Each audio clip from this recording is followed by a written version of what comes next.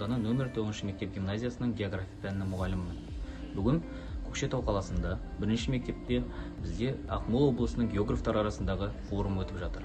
Сол форумда мен география сабақтарында практикалық тапсырмаларды қолдану арқылы оқушылардың аналитикалық қабілетін дамытуға арналған баяндамамды оқыдым. Баяндама барысында көптеген мәселелер талқыланды.